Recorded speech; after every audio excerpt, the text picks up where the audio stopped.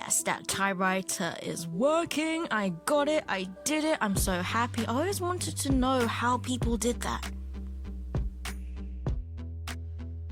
Hi guys, it's Grace. So this is a 10-week animation class that I did, made up of 10 lessons, one every single week. And I'm just going to be chipping in every now and then to give this kind of live commentary and just reacting as we both watch it together. So enjoy.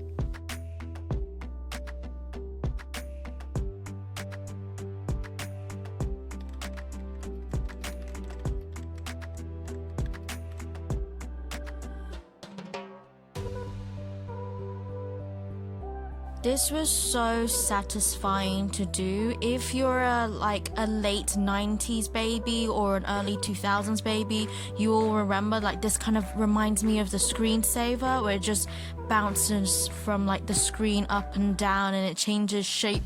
It was it's so nostalgic and I love it.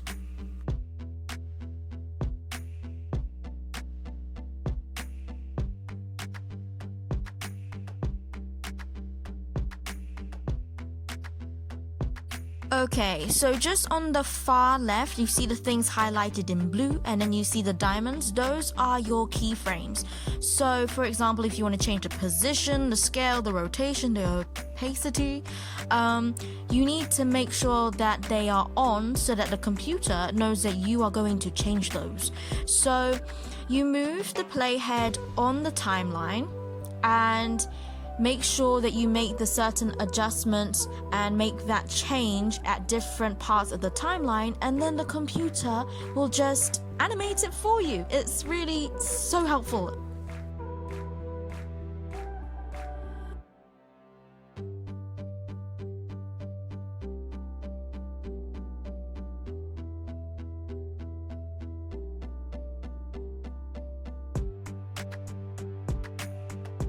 Okay, so they gave us a task to animate with sound, and this is what I did, so just brace yourself.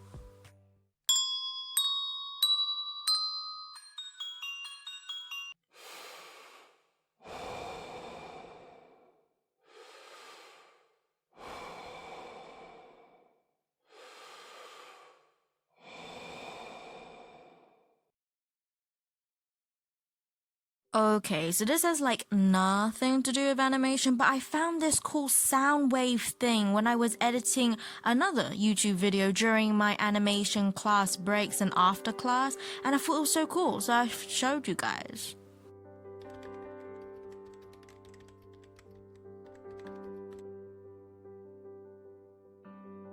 And this is Blender.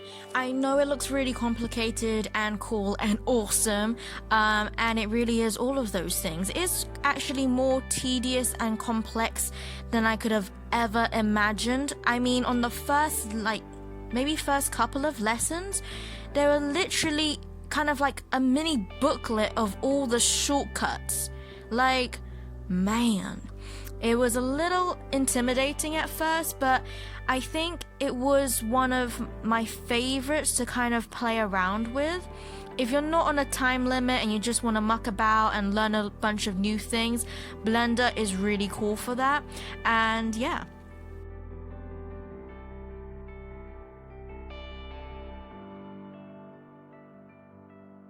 If you don't know what I mean by shortcuts, it's kind of like if you want to duplicate a mesh, then you have to press Shift D and then you move the mesh away and then it's duplicated. If you want to select everything, you press A. If you want to add something, then it's Shift A. So it's kind of things like that. They have all these fancy names on Blender, which makes sense. You want to be precise so the computer knows what you want to do and that you can do many different things. For example, if you want to stretch a face out, it's called extruding. If you want to make a donut shape, by the way, the shapes are called meshes. For some reason, I don't know, there's probably a very good reason for that. But anyways, found that interesting as a beginner. Anyways, if you want a donut shape, it's called a torus. Who would have thought? I just call them donuts. I was very, very excited when we were making donuts.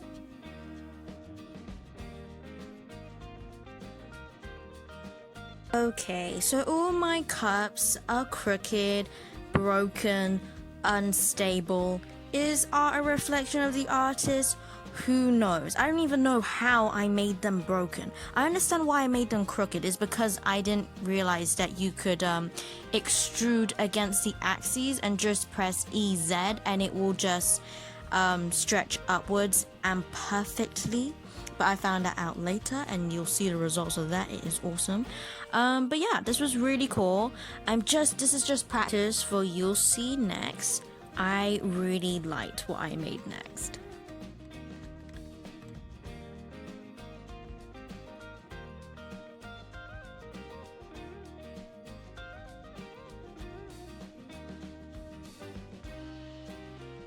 I'm sorry it's so blurry. I just got so excited and got too close for comfort and the camera was not happy, not having it, and so it was fuzzing up. But this is my futuristic kind of funky donut scene, all Tauruses with the icing. The ice, I don't know if the icing, I'm not sure if you can see it, but it's kind of like glass and it's brick kind of textured, which is already set up on Blender, which is really cool.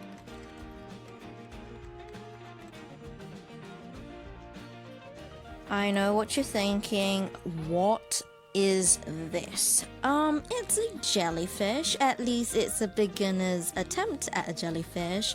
I know it looks really freaky. It does not look anything like a jellyfish, and the hairs, which are meant to be the tentacles, are like really long. But at some point I was just like, you know what, I'm just gonna have some fun with this, and so it just became some alien creature at the end. So yeah.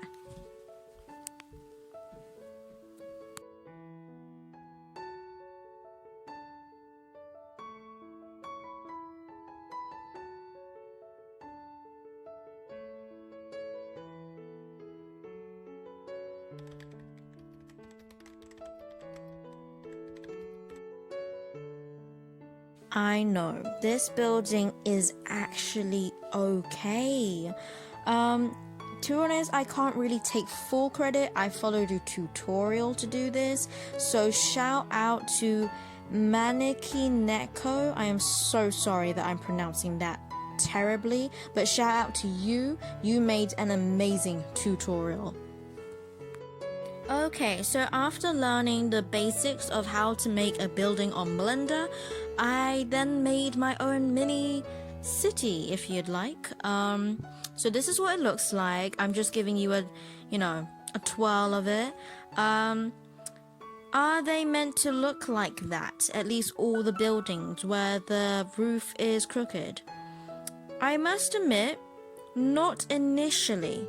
But then I accidentally did that, and then I purposely did it for some of the other buildings. So that was that. I would have made more buildings, but I kind of ran out of time because I was also doing hand-drawn animation and other stuff at the time.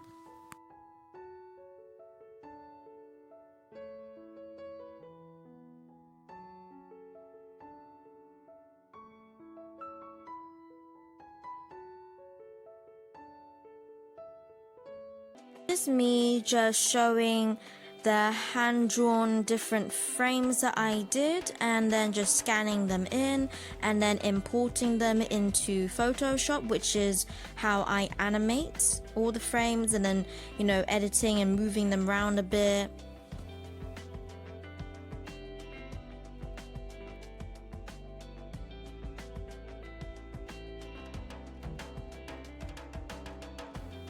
Oh, and that's me. I thought, I don't know, it'd be nice to see a face behind the voice and the hands. So yeah, that's just me in the digital suite. My second habitat. Although I do look a little different right now, but I don't want to give any spoilers. But hey, just to tell you, there is a video about it. There I am, flashing my Disney stationery. At first I was like, is it Pixar? But actually turns out that both Cars and Finding Nemo was produced by Pixar and then released by Disney. I feel like there's so much crossover. Anyways, off topic. To be fair, they're both animated movies, so yeah, I'm still gonna change the subject.